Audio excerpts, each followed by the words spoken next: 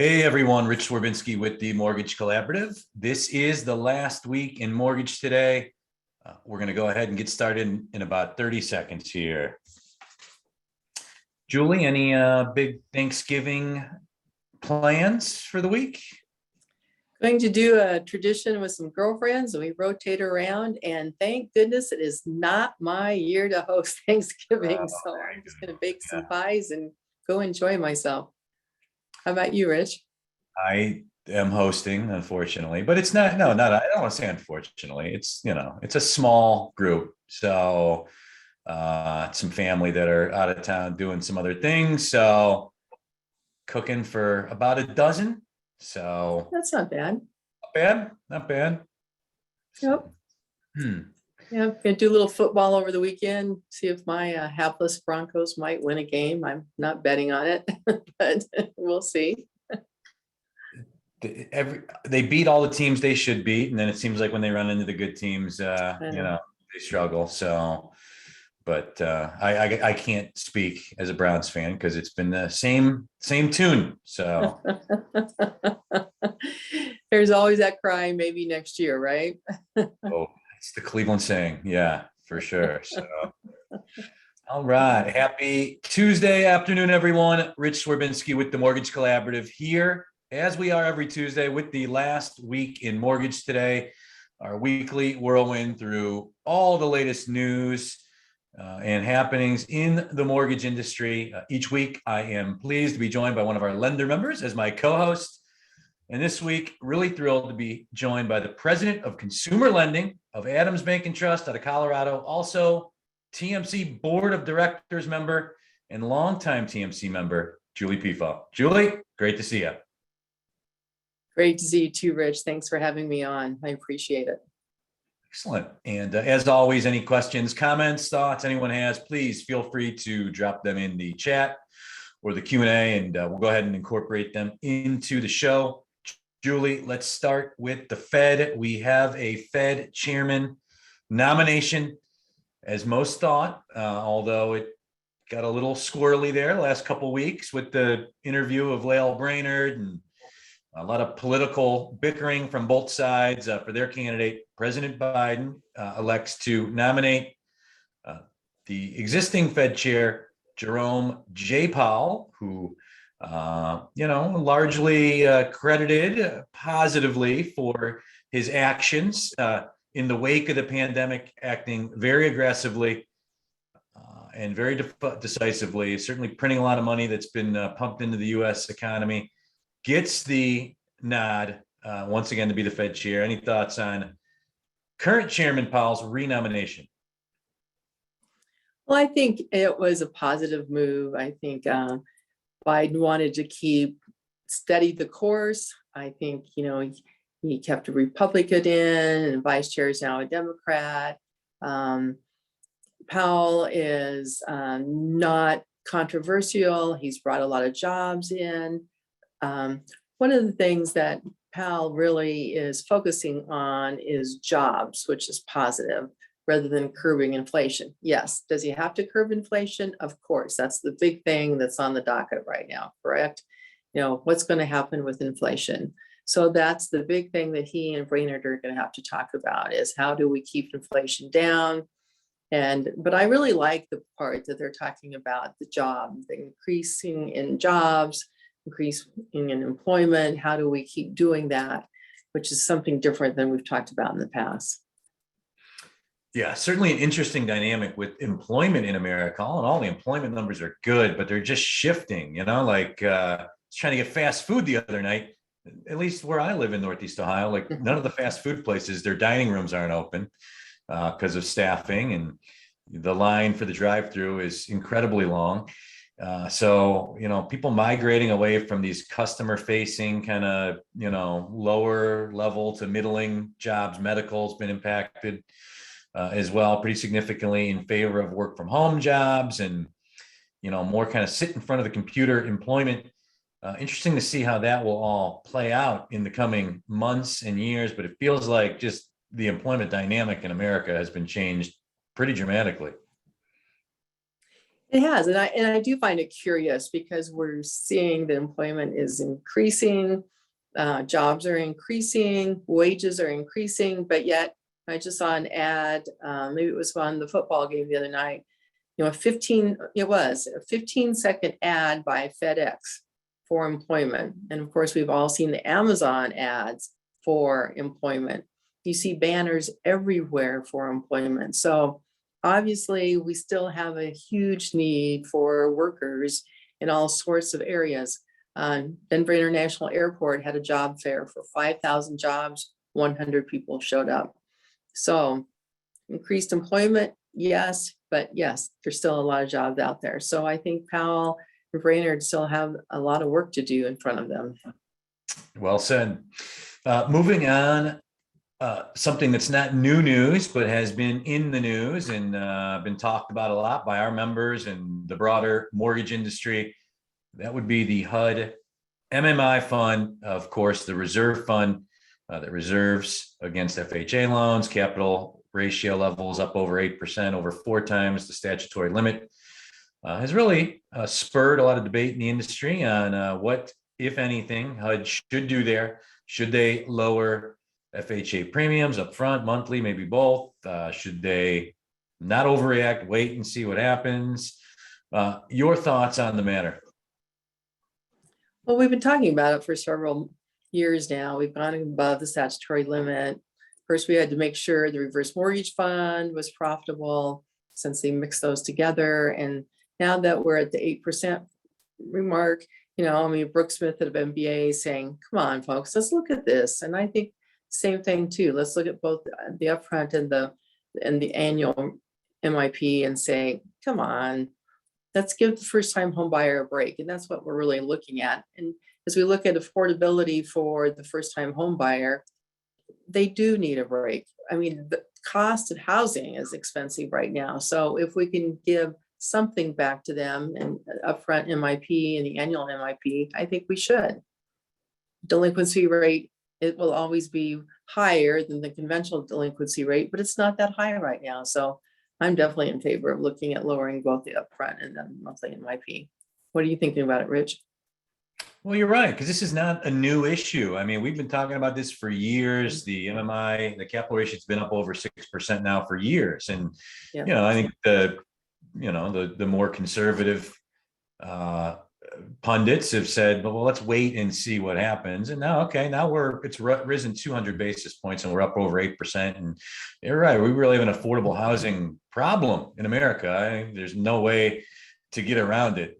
So to me, making sensible reductions to the FHA upfront and monthly premiums, since those are life alone, and they do really touch that. A lot of first-time home buyers and low to moderate income home buyers would not only be the appropriate thing to do, but I think it would be a nice gesture. I think as we go into the winter, right? I mean, in theory, you're going to have a little less home purchase activity, and maybe this would inspire some of those people on the fence to start doing some home shopping, which of course our industry likes. So I'm all for it. Yes, me too. Let's do it. Let's do it. Easy for us to say, right? Yeah, that's right. We're not in charge. Yep. Our vote counts. Also making news this week, the CFPB, which to their credit has been, I think, very forthright about what they're looking to do. It's clearly going to be a more intense regulatory climate as we move forward. Yes. But I think they are telegraphing. Hopefully it's not enforcement by regulatory action, but basically they came out this week and said that they are right now in the process of doing a pretty comprehensive review of just all the HMDA data that they're collecting, and trying to assess its effectiveness in detecting discrimination, redlining. And I don't think, not a surprise to any of us in the industry, we've been talking about it for months, that clearly CFPB is going to be getting around to taking a look at this HMDA data, ways they can use it to hold lenders accountable, to making sure they're not participating in any type of discrimination, and making loans available to people of all ethnicities and income levels. Julie, you have about as decorated a compliance and operational background as anybody I know in the industry. You've done it for independent mortgage banks. You've done it for depository institutions like Adams Bank and Trust. Your thoughts on just the regulatory climate in general? What could emanate from what is now going on, a review of HUD data, and maybe some of the actions you think could result from that? So now we're with the new HUD data, right? So we just filed the new HUD LARs, new data, additional data. So we've all been concerned about are they going to do with all this data? So now here we have CFCB saying we're looking at all this data. And once again, we probably have some bad actors out there that didn't do things right. And we know that CFCB is working with a couple lenders that didn't do the right data. They didn't, they used white models, they used white neighborhoods, they had white loan officers, so they're working with them and they haven't decided on what they're going to do with fines. I think we all have to look internally and look at what we're doing and make sure our data is accurate and correct. But the CFPB also has to be realistic and understand we as practitioners are doing the best job that we can do. And they need to work with us as partners, not as come swooping down on us and say, put their thumb on us and say, bad, bad, bad. We're going to put fines and enforcement penalties on you and do cease and desist orders, because that's just not going to work. If we're trying to stimulate America and try to stimulate home ownership, that isn't going to happen. Are there people that are redlining? Of course there are, but I just don't think it's to the extent of what they think it is. And even back in the old days, there were 3 to 5% institutions that were doing bad things. Are there violations of TILA and ECOA? Of course there are, but once again, there's people like us. Did we do a fat thumb? I don't know. I mean, people do that all the time, but I think we need to continue to work with the institutions to say, here's what happened. You put out a bulletin, a quarterly bulletin, and say, this is what we've seen. Here's the errors that we're seeing. Here's what we see that you can do to fix those errors. That's, again, the partnership that we should have with the CFPB, rather than just have a real enforcement hand with the lending institutions. Well put. Yeah. And let's hope that is the case. That was not the case the last time we had a Democratic president and CFCB, and was not that tone for sure. Some signs that it could be better here, but proof will be in the pudding. We'll see how it all plays out. But if you're a lender out there on the phone or on the call, you should clearly be doing some sort of review of your own HUD data, understanding what's in there, looking for errors, and looking for anything that could cause alarm proactively. Because I mean, just I was in the banking world for a long time, and you've been in the ops and compliance side of the business for a very long time. Like, I think self-recognition and showing that you are, conducting your own reviews and doing things proactively to, remedy errors or changes in process you need goes a long way with the regulators when they come in. So this is the last week in Mortgage Today. I'm Rich Swerbinsky with the Mortgage Collaborative, joined this week by Adams Bank and Trust's President of Consumer Lending and TMC Board Member, Julie Piepho. Julie, turning our attention, VA came out this week and said they're basically hiking appraisal fees and elevating some turn times, I think based just off of, just demand, being able to satiate demand. And they said it was an unprecedented level of demand for VA loans and appraisals. Any thoughts on that issue? Oh my gosh. I mean, just how awful. I mean, just how terrible. I mean, we have in all of our markets, we have long turn times and we have appraisers that we can't get a hold of. And I just can't believe that VA would do this to their veterans. I'm in rural Nebraska and rural Kansas in some areas, and we can't find appraisers either, and we can't get decent turn times. And yes, are they increasing their appraisal fees to a degree? Yes, they are, and their turn times, of course they are, but I can't believe that VA is actually doing this to the veterans. You look at an article that I pulled up, and they're going in Alaska, which is just craziness. They're going up to $1,300 for a VA appraisal. And we know a VA appraisal is more lengthy. It's harder to do. And, that whole process should be re-engineered anyway. We should have a standardized appraisal for VA, just the same as we do for conventional and FHA. So I just find this totally unconscionable. You need to do what the market bears. I understand that. But to have this come now, as we have no housing inventory and we're trying to get people into homes, especially our veterans, I'm having a tough time with this one. Yeah, it is unfortunate, and good segue to the next couple topics that I wanted to hit on, all really inventory related. And you just look at the numbers. Obviously this past spring inventory levels were as bad as I've ever seen them. Right. We all remember the reports of just ridiculous 40, 50 offers on houses and homes going for insane levels above asking price. Inventory levels never got close to healthy, but elevated a little bit as we got into the summer and early part of the fall. But now what we've seen on the September and the October data coming out is inventory coming back down the other way here, dropping. Some reports that came out over the course of the last week. Let's start with housing construction, and two main economic indicators that we all keep an eye on there. One is housing starts, that's like shovels in the ground. The other is building permits, which is a more forward leading indicator.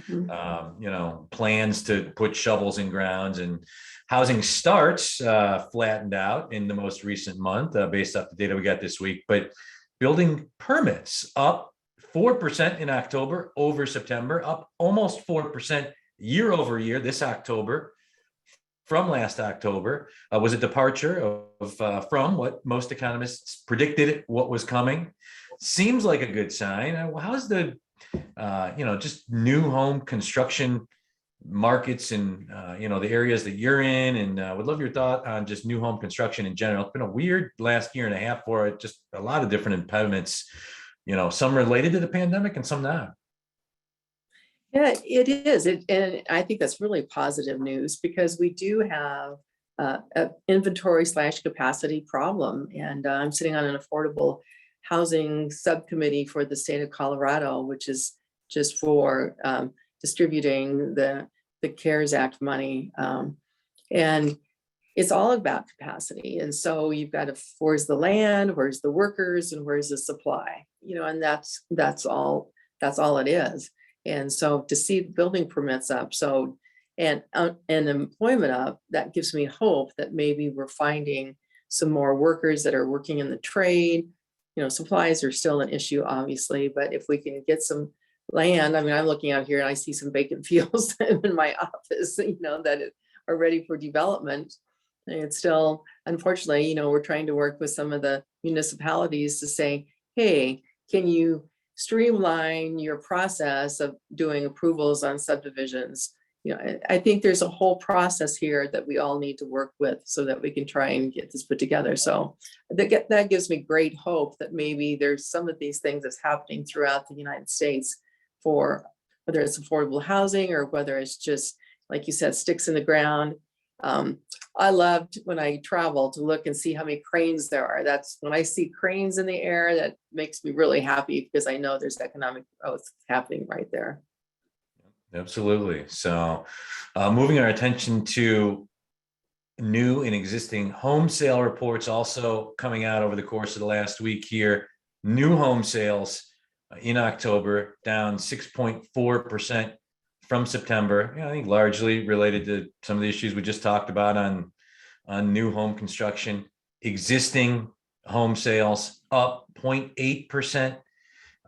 from October to September. But inside that report, was a report of falling inventory, inventory down another full percent from September, just 2.4 months of homes on the market, and inventory 12% lower on existing homes than it was a year ago. This inventory issue, we've had some, contrarian opinions on this, some guests that we've brought on this show and others. But and I know there's a lot of second homes out there. There's people that own. To me, it just still really feels like America was a little underbuilt going into the pandemic. And then we've had a lot of things that you just mentioned that have really slowed new home construction. It really is tough to see a path where inventory is not an issue and home values don't continue to at least go up incrementally. I would love to hear your thoughts on just the broader inventory issue in America that obviously directly impacts our industry. I don't see any relief in sight at this point in time. I still think, as I said earlier, I think we have a big capacity issue, and I still see investors buying up what inventory that comes on the market. I saw an article on TV in Atlanta about one company owning hundreds of thousands of rental homes, which just blew me away. I had no idea. So if that is happening, the average homeowner cannot get into a home. We have that capacity issue. So, trying to look at the renter versus the buy, it's just not happening for those people. And so we've got to find capacity somehow.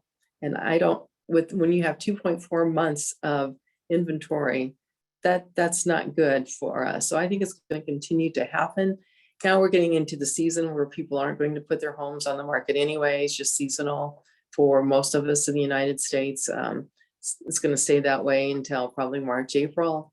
So I think it's just going to continue to be an issue for us. We've got to find capacity supply somehow.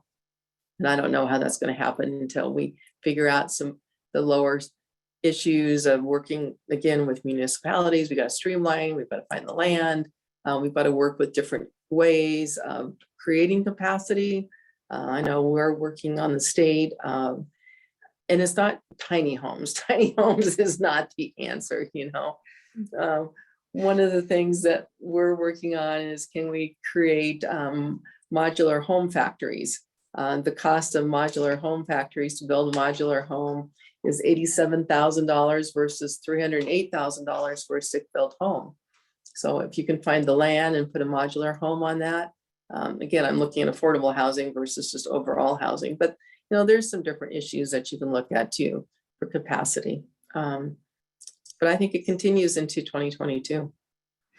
It's great to hear some of the things you're doing in the state of Colorado, because it's a complex issue. It's not simple. There's no simple fix to, national housing stock and inventory issues. And it's going to take people like you doing creative things like you're doing in the state of Colorado to fix the issue on a state by state level. And be interesting to see, if the federal government gets involved. Again, it's complex, and there's always unintended consequences of anytime government tries to, stick their paws into anything that is happening. Yeah, but you would think that I've been saying this for 9 months now. It seems like there's something they can do to make it a little less advantageous for institutional investors and corporations to keep gobbling up homes. The company in Georgia that you talked about. To me, is it going to fix the issue? No, but it seems like, that it at least will help. And the only people being adversely affected in theory are the companies that are gobbling up all these homes and renting them out, selling some of them. And this winter is going to be interesting in general. I think we've seen in application statistics from MBA and others that the volume's starting to drop off. Yes. It's especially these last 2-3 weeks here as we've gotten into November. We've seen some reports from like realtor.com and they're companies that it's in their interest to put out flowery results about housing that would seem to indicate that hopefully people are planning to list their homes over the holiday season and into the winter. But and then it's the winter itself. You live in Colorado, I live in Yes. Cleveland. I mean, the purchase market in Ohio and Northeast Ohio where I live is very impacted by how brutal of a winter we have. So a lot of different variables at play, and it's going to be an interesting winter for the mortgage industry. I don't think there's a lot of very all over the board predictions for what is ahead of us these next 3-4 months.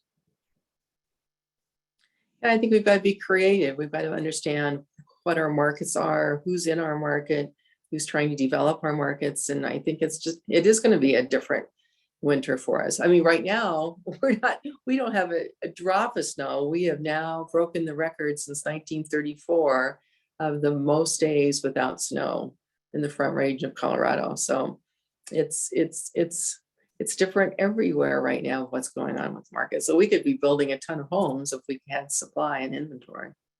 Absolutely. So this is the last week in mortgage today. I'm Rich Stravinsky with the Mortgage Collaborative, joined this week by Adams Bank and Trust, President of Consumer Lending, Julie Piepho. Julie, what else? What as we head now into the Thanksgiving holiday and into 2022, what else has got your attention right now outside of the normal day-to-day stuff, being a leader in our industry? Anything in particular that you're keeping an eye on personally, or initiatives for your bank that have kind of bubbled to the top of the to-do list? Well, I think with my loan officers, I'm really going back to basics with my loan officers. I'm working with them on business plans. I think that's one of the things we tend to forget about is just individual business plans, helping them understand where their business comes from, who it is, put their eye on the number, understand what their market is.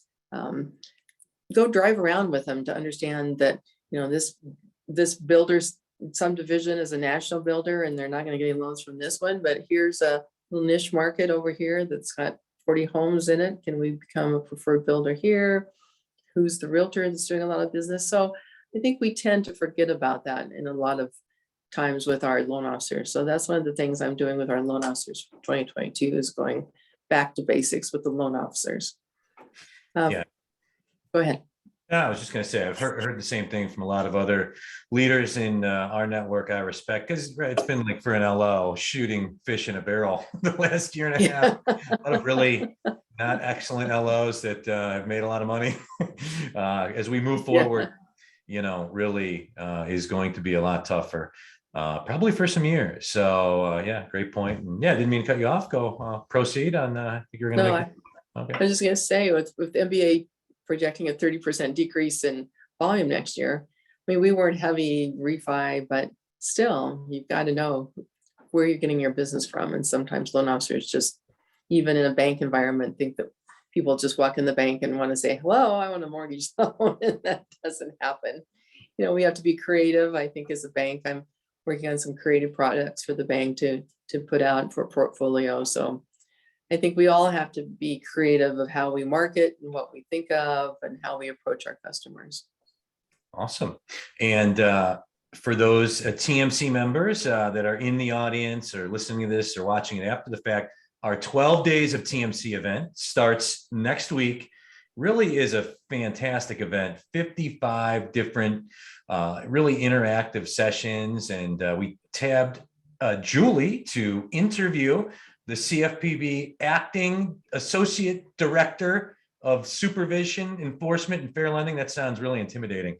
Dave. It does. Ugio, who nice enough to address our members. I believe that's next week, and I'm really looking forward to that interview. And hearing right from obviously a key leader at the CFPB, what they're looking at, and any tips, best practices for lenders to just from a regulatory standpoint as we move forward here. So thank you for doing that for us, Julie. And yeah, I'm really looking forward to that Of interview. course. Yeah, I think sometimes we kind of forget to listen to people like this from the CFPB and the quarterly supervision manual because they give us their tips and tricks. Really, they tell us what they're looking for. They give us what they've looked at. And if we just look at those quarterly manuals and we listen to him next week, he's going to hopefully tell us what his priorities are for 2022, so we can craft our own strategy around that, or at least make sure, like we were talking earlier about the HUD data, make sure you do an audit of your own HUD data so you don't send it in and it's totally have tons of fat fingers on it or is totally inaccurate. So yeah, the 12 days of Christmas coming up is going to have some great speakers on it. So I encourage you all to participate if you haven't signed up for it. It's going to be lots of fun things over the 12 days. Yeah, it's really a great event. The link is in the chat, or just go to mortgagecollaborative.com if you're listening to this after. Really an incredible event with like everything we do.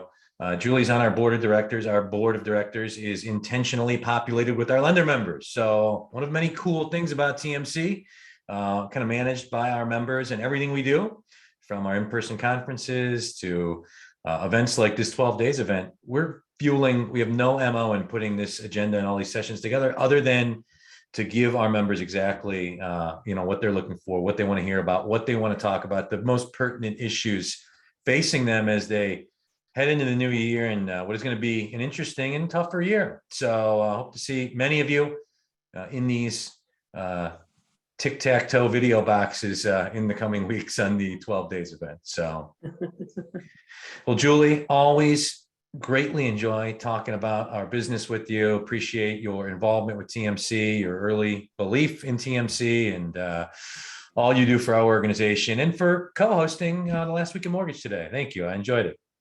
Well, thank you, Rich. It's always fun to be with you and always great to share views and news with TMC members. So looking forward to seeing you at the 12 days of Christmas. Absolutely. And we'll have 3 special versions of the Last Week in Mortgage today as part of the 12 days event. So we aren't going away. We'll be here as we are every Tuesday at 2 p.m. Eastern for the show live. And then, of course, we make these into podcasts where a lot of you listen, and upload them to our YouTube page where a lot of you watch after the fact as well. So until next week, have a very happy Thanksgiving, everybody. And don't eat too much or eat too much. And hopefully your football teams win and you get a chance to vegetate on the couch a little bit these next few days. So, but have a great rest of the week, everyone. Take care. Happy Thanksgiving.